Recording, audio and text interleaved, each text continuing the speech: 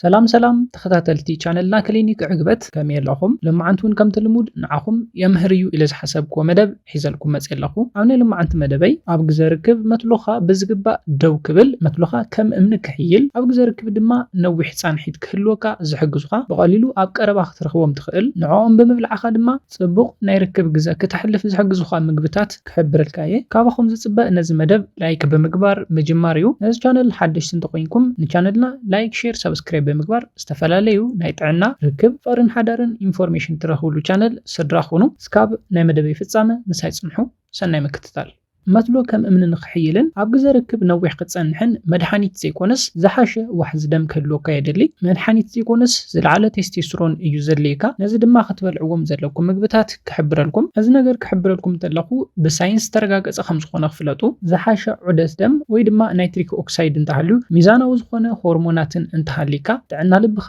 ብኡ ልክዕ ዝተመዓረረ እንተኮይኑ ብቐጥታ ኣብ ታሕቲ ንዘለካ ብቕዓት ይጸልኦ እዩ ፈለማ ድማ ኣመጋግባን ጥንካረ መትሎን ናይ ርክብ ፃንሒትን ብኸመይ ይጸልኦ ብዝብል ርእስቲ ክንጅምር ናይ መትሎ ደው ምባል ብመሰረቱ ናይ ደም ዋሕዚ ውፅኢት እዩ ቴስቴስትሮን ድማ ንናይ ርክብ ድሌትን ፃንሒትን ነዳዲ ይውስኸሉ ድኹም ኣመጋግባ ንኣብነት ሽኮር ዝበዝሖም ምግብታት ብዘይቲ ዝተጠበሱ ምግብታት ስብሒ ዝበዝሖም ምግብታትን ንሰራውር ደምና ይጎድእዎ እዮም ብተወሳኺ ቴስቴስትሮን ሆርሞን ክንኪ ይገብሩ በዚ ድማ ናይ ርክብ ፃንሒት ይቕንስ መትሎና ድኹም ይኸውን ስለዚ መጽናዕትታት ከም ዝሕብርዎ ዝያዳ ፍራፍረታት ኣሕምልቲ ክንበልዕን ፃንሒትና ክንውስኽን ይሕበር ስለዚ ቀፂለ ብሉጽ ናይ ርክብ ፃንሒት ክህልወኩምን መትሎኹም ዝሓየለ ክኸውንን ክትበልዕዎ ዘለኩም ምግብታት ክንርኢ እንተለና እቲ ቀዳማይ ሓምለዋይ ምግቢ እዩ ንኣብነት ስፒናች ሓምሊ ቁስጣ ሰላጣ እዮም እዞም ምግብታት ሰራውር ደምና ስፍሕ ክብሉን እኹል ደም ናብ መትሎና ክበፅሕን ብምግባር ኣብ ግዜ ርክብ ብሉጽ ፃንሒት ክህልወና መትሎና ጽኑዕ ክኾነልና ዝሕግዙና ምግብታት እዮም ስለዚ እነዚኦም ኣብዚሕኩም ኣብ ዕለታዊ ምግብኹም ብልዕዎም ኣብ መበል ካልኣይ ንሪኦ ኣብ ግዜ ርክብ ጽቡቕ ፃንሒት ክህልወና መትሎና ክሕይል ዝገብሩ ምግብታት ድማ ብርጭቅ ወይ ድማ ዋተርሜለን እዩ ብርጭቅ ሲትሩሊን ዝሓዘ ስለዝኾነ ናብ ኣርጀኒን ብምቕያር ንናይትሪክ ኦክሳይድ ቡስት ይገብሮ በዚ ድማ ተፈጥሯዊ ቪያግራ ባዕሉ ይሰርሕሎ ማለት እዩ ብተወሳኺ ናብ መትሎ ዝበፅሕ ደም በዝሑ እውን ይውስኾ እዩ በዚ ድማ ኣብ ግዜ ርክብ ነዊሕ ፃንሒት ክህልወኩምን መትሎኹም ንርክብ ሪስፖንስ ክህብን ክዳለውን ይገብሮ እዩ ስለዚ ነዚ ምብልዓኹምን ከይትርስዑ ኣብ መበል ሳልሳይ ንሪኦ ኣብ ግዜ ርክብ ጽቡቕ ናይ ርክብ ፃንሒት ክህልወኩም መትሎኹም ደወ ይብልን ኢሉ ዘሸገረኩም ሰባት ክትበልዕዎ ዘለኩም ድማ ፋቲ ፊሻት እዮም ከምኒ ሳልመን ማካረልን ሳርዲንን እዮም ኣብ ስብሒ ዓሳ ዝርከብ ኦሜጋ 3 ጥዕና ልብና የመሓሾ ንዝሓሸ ዑደት ደም ይድግፍ ቴስቴስትሮን ሆርሞን እውን ክውስኽ ይገብር እዚ ማለት ጥዑይ ልቢ ኣለና ማለት እዩ ጥዑይ ልቢ እንተሃልዩ ድማ ዝሓሸ ናይ መትሎ ምትስ ኣሎ ከመይ እንተልኩም ድማ ናብ መትሎና እኹል ደም ክበፅሕ ስለ ዝገብር እዩ ስለዚ ኣብ ምግብኹም ኦሜጋ 3 ፋቲ ኣሲድ ዘለዎም ናይ ዓሳ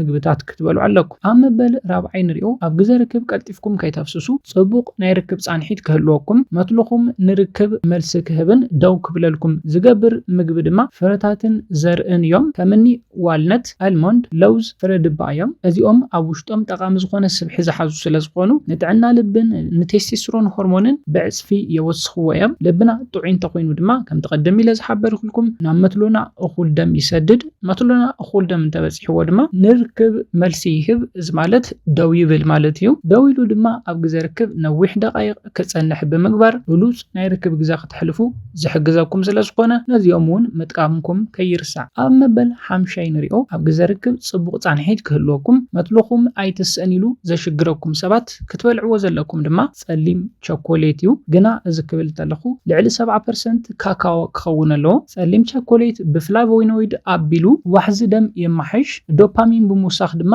ስምዒት የዕቢ ስለዚ ናይ ርክብ ስምዒት ዘይስማዕኩም ደቂ ተባዕትዮ መትሎኹም ንርክብ መልሲ ዘይህብ እዚ ማለት ደው ዘይብለልኩም ደቂ ተባዕትዮ ኣብ ግዜ ርክብ ቀልጢፍኩም ትውድኡ ደቂ ተባዕትዮ ጸሊም ቸኮሌት ብልዑ ግና ልዕሊ 70% ካካዋ ክኸውን ኣሎ ኣብ መበል ሻድሻይ ንሪኦ ናይ ርክብ ፃንሒትኩም ዘማሕሽተልኩም ኣብ ግዜ ርክብ ድማ መትሎኹም ደው ክብልን ጽቡቕ ናይ ርክብ ግዜ ክትሕልፉ ዝሕግዘኩም ምግቢ ድማ ኣቮካዶን ኦሊቭ ኦይልን እዮም ኣብ ኣቮካዶ ዝርከብ ጥዕና ዘለዎ ስብሒ ንፍርያት ሆርሞንን ጥዕና ልብን ይድግፍ ቫይታሚን ኢን ፖታሽየምን ስለ ዘለዎ ድማ ንዋሕዚ ደም የማሕሾ እዩ እዚ ማለት ናብ መትሎና እኹል ደም ክበፅሕ ይገብር ኣብ መትሎና እኹል ደም እንተበፂሑ ብፍላይ መትሎኹም ንርክብ ደው ዘይብለልኩም ደቂ ተባዕትዮ ነዚ ኣብዚሕኩም ክትበልዑ እንተለኹም መትሎኹም ንርክብ ደው ይብል እዚ ጥራሕ ዘይኮነስ ኣብ ግዜ ርክብ ድማ ብሉጽ ናይ ርክብ ጻንሒት ይህልወኩም ንባዕልቲ ቤትኩም ነፍቃሪትኩም ናብ ጫፍ ዕግበት ከተብጽሕዋ ትኽእሉ ማለት እዩ። ስለዚ ትጥቀምዎ ዘይቲ ኦሊቭ ኦይል እንተዝኸውን ይምረጽ። መዓልታዊ ኣብ ምግብኩም ድማ አቮካዶ ኣብዚሕኩም እንተትበልዑ ይምረጽ። ኣብ መበል ሻውዓይ ንሪኦ ኣብ ግዜ ርክብ ብሉጽ ናይ ርክብ ጻንሒት ክህልወኩም ዝሕግዘኩም ጻዕዳ ሽጉርትን ጉዕን እዮም። እዚኦም እውን ብቐሊሉ ኣብ ከባቢና ክርከቡ ዝኽእሉ ስለዝኾኑ ጻዕዳ ሽጉርቲ ናይትሪክ ኦክሳይድ ቡስት ዝገብር አሊሲን ኣለዎ። ጉዕ ድማ ንቴስቴስትሮንን ኢንዶርፊንን ከዕቢ ዝኽእል ካፕሳይሲን ኣለዎ። ስለዚ ድማ ኣብ ግዜ ርክብ ብሉጽ ናይ ርክብ ግዜ ክትሕልፉ ብሉጽ ናይ ርክብ ጻንሒት ክህልወኩም መትልኹም ከም እምኒ ክጥንክር ዝሕግዘኩም ምግቢ ስለዝኾኑ ጻዕዳ ሽጉርትን ጉዕን ኣብ ሕድሕድ ምግብታትኩም ክትፈልይዎም የብልኩምን ሓዊስኩም ብልዕዎም። ኣብ መበል ሻምናይ ንሪኦ ናይ ርክብ ግዜ ጻንሒትኩም ክውስኽ ዝገብር መትልኹም ከም እምኒ ተህሪር ክኸውን ዝሕግዘኩም ፍሩት ድማ ሮማን እዩ። ጽማቕ ሮማን ዋሕዚ ደም ዘመሓይሹ አንቲኦክሲዳንት ዝሓዘ እዩ። እዚ ድማ ናብ መትሉና እኹል ደም ክበጽሕ ይሕግዘና እዩ። እዚ ማለት ድማ ኣብ ግዜ ርክብ መትሉና ቀልጢፉ ንርክብ ደው ከብልን ኣብ ግዜ ርክብ ብሉጽ ናይ ርክብ ጻንሒት ክሕልወና ዝሕግዘና ስለዝኾነ ንሮማን ፍሩት ብጁስ መልክዕ ምጥቃምኩም ከይትርስዑ። ኣብ መበል ታሽዓይን ናይ መወዳእታ ንሪኦ ብሉጽ ናይ ርክብ ጻንሒት ክህልወኩም ዝሕግዘኩም መትልኹም ከም እምኒ ተሪር ኮይኑ ደው ክብል ኢሉ እውን ጽቡቕ ናይ ርክብ ጻንሒት ክትሕልፉ ዝሕግዘኩም ባናናን ካልኦት ብፖታሽየም ዝሃብተሙ ምግብታትን እዮም። ባናና ንጥዕና ልብና ፖታሽየም ይህበና፣ ብተወሳኺ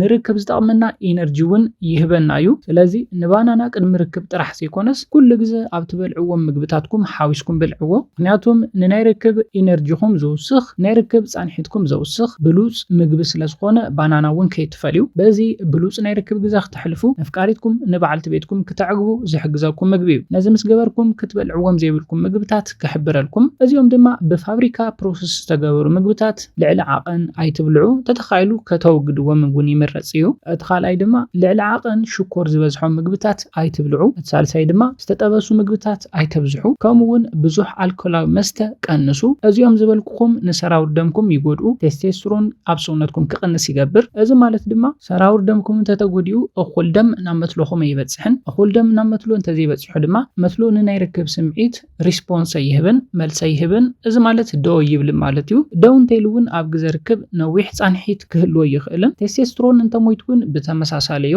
ስለዚ ነዚኦም ቀኒስኩም ተጠቐሙ፣ እንተተኻኢሉ ድማ ኣውግድዎም። ነዚኦም ምስራና ኣብ ናይ ርክብ ጻንሒትኩም ተወሳኺ ዓቕሚ ዝህበኩም ቦነስ ምኽርታት ክህበኩም። ኣመጋግባ ዝበለጸ ምስ ገበርካዮ ስሩዕ ምንቅስቓስ ኣካል ግበር። ብፍላይ ልምምድ ክብደትን ካርዲዮን ስራሕ ጽቡቕ ድቃስ ይሃልኻ ካብ 7 እስካብ 9 ሰዓታት እኹል ድቃስ መዓልታዊ ክትረክብ ኣለካ። ስትረስ እንተሃልዩ፣ ጭንቀት እንተሃልዩ፣ አንዛይቲ እንተሃልዩ ነዚ ኣውግድዎ።